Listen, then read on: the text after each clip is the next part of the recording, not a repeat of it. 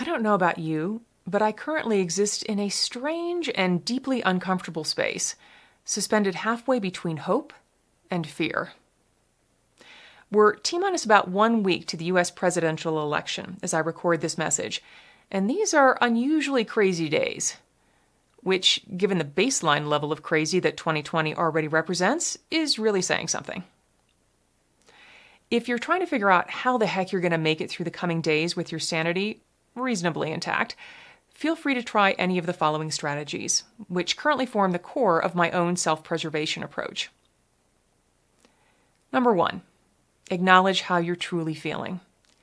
Be really honest with yourself about the good, the bad, and the ugly of all the emotions that you're feeling right now.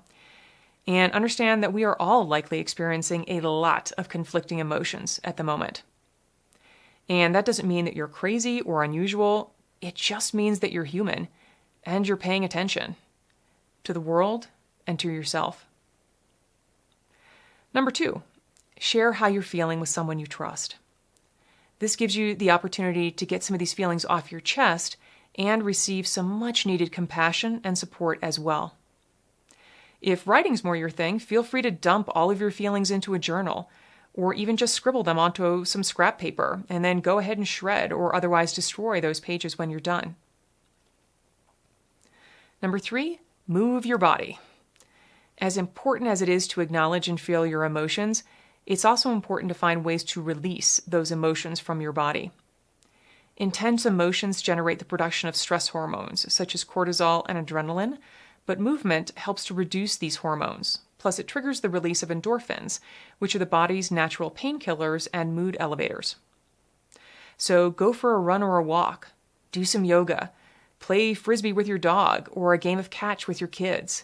Crank up your favorite music and dance around in your kitchen. Put your body in motion and help physically release the stress from your body. Number 4, find a way to help someone else. One of the best ways to help yourself feel better is to help someone else feel better. This is the ultimate win-win. So look for little opportunities to make a difference for someone. Call a friend who you think might be struggling. Shovel your elderly neighbor's driveway or rake the leaves in their yard. Call your local animal shelter and find out what sort of donations they most need, then drop those off. Buy the meal of the person behind you at the drive-thru. Make a point to offer a sincere compliment to the person checking you out at the grocery store. Number 5, double down on your own self-care. Assuming you have a reasonable degree of self-awareness, you already know the behaviors that truly feed your mind, soul, and body. Not the things that allow you to numb your pain or stuff your feelings down into the dark dungeons of your psyche, but the things that truly recharge your batteries, both mentally and physically. Make sure you are engaging in those behaviors right now, today, tomorrow, the day after that. The coming days will undoubtedly tax your emotional, mental, and physical resources, so make sure that you are doing the things you need to do to replace what the world and stress are sucking out of you. Prioritize your meditation. Protect your alone time or your family time. Carve out time to read a book or watch a movie. Don't sacrifice sleep for almost anything. Take care of you. Number 6, step away from your phone and computer. Take a hard look at how much media you're consuming and the impact that it's having on your mental and emotional state.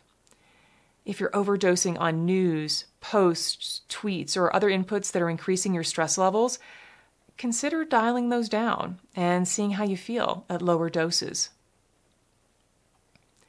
And finally, remind yourself of your own resilience.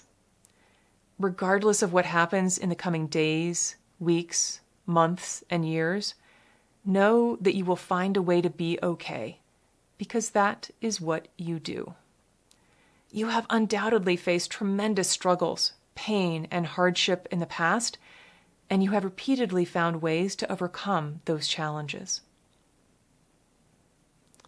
Whatever lies ahead, remember that you can do hard things. I wish you and me and all of us, courage. For more information, as well as additional videos and resources, please visit my website.